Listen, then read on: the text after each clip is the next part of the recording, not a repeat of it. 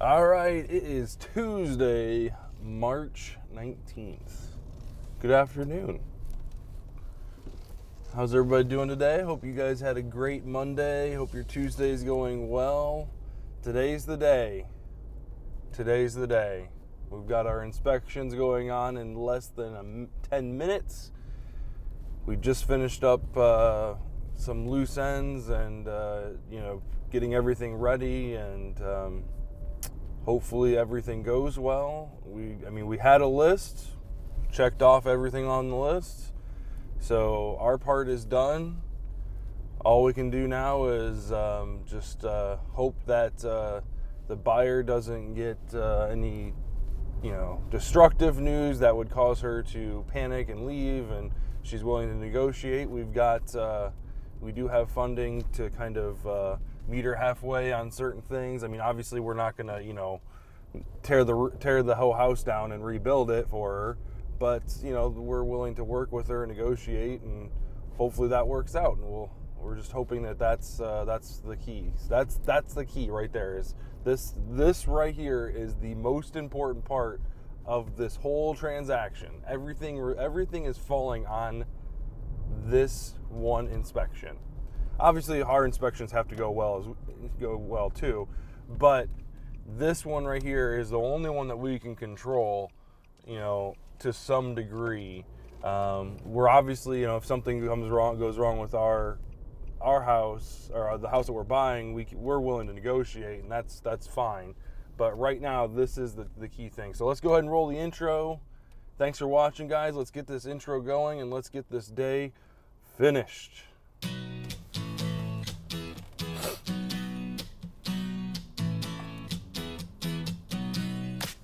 So, yeah, like I said, we've got it's a big day. Inspections are very, very important. There's a lot hanging on this inspection. So we're hoping for good news, and we've done everything we can. I know Amanda's a little nervous, but I think we've done, like I said, we've done everything we can. We can't, it's out of our control at this point.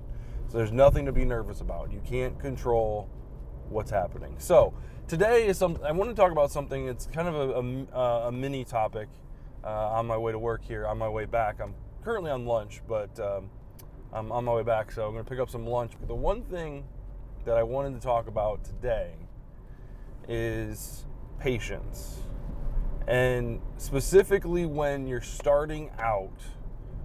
Much like I am, I'm still in that starting out phase. I'm still considering myself, a startup, small business, early business, growing business, stuff like that.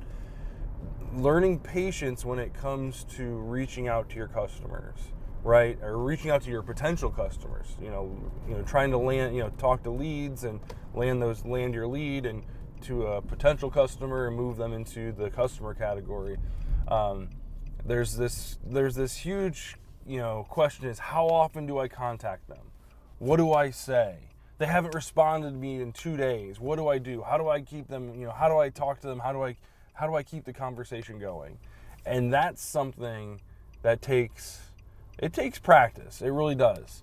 So I want to share with you a couple things that I do, and I use tactics wise to keep an open line of communication, and try to persuade the potential customer to continue talking to me.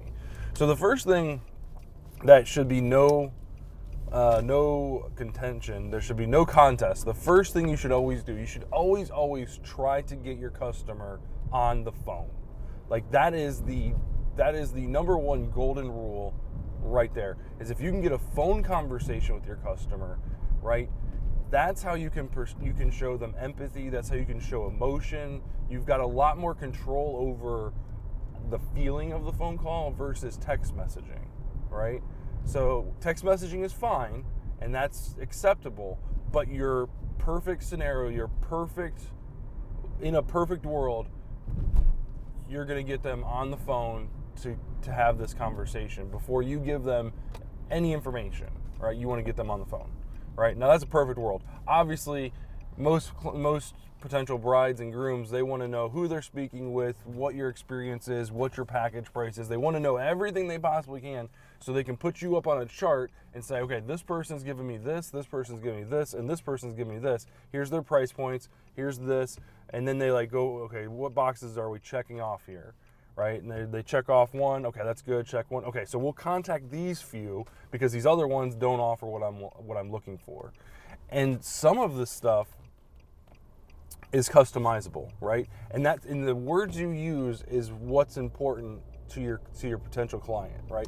The words you use are important, right? So using words like customization and unique and building a package and building the experience for you, specifically you, will go a long way to getting them closer to the phone call without you having to divulge every piece of information about your service and business.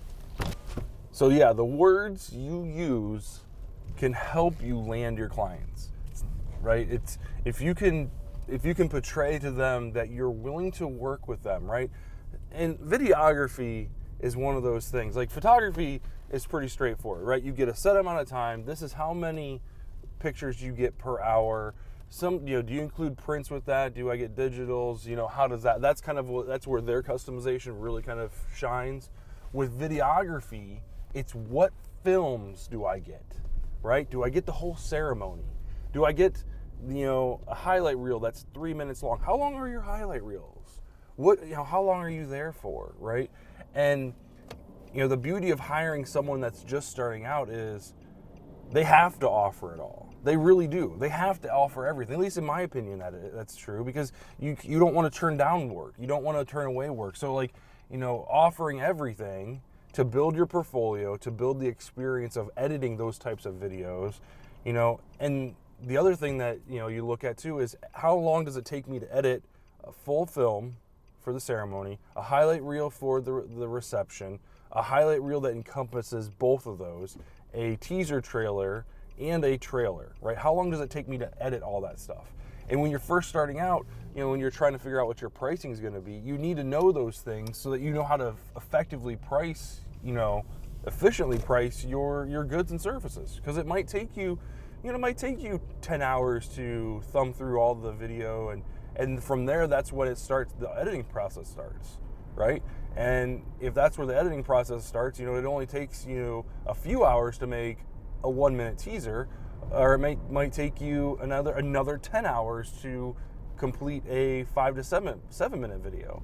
So this is something where you have an opportunity to really shine, right? And getting them on the phone is the best way to kind of convey that to them. Like, for example, I filmed 8 weddings last year, and to be honest with you, my highlight reels, I don't have like a set a duration for them yet, right? I haven't come across that in my business yet. I just basically build you a film. So far, the shortest one that I've made is 21 minutes long, right? And that might seem kind of crazy for a highlight film, but I want to make I want to create the best possible film that encompasses everything in your day. And if you want something shorter, by all means, I can make something shorter for you. If you're just looking for something for the just the actual ceremony itself, and you don't care about the reception. Heck, the bride I talked to the other day, she didn't care anything. She didn't want video of her family dancing. She wanted video of her family wishing her best wishes and giving her advice and things like that. She wanted that type of memory of them. So it's all about conveying that to your customer, right?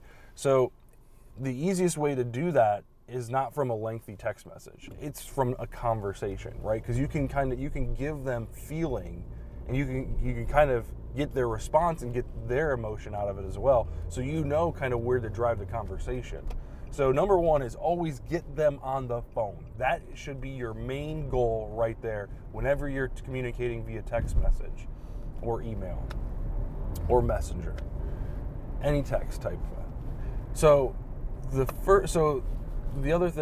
next thing I want to kind of point out is what kind of conversation are you having, right? Are you answering her questions and letting her drive the conversation, or are you participating in helping the conversation move along.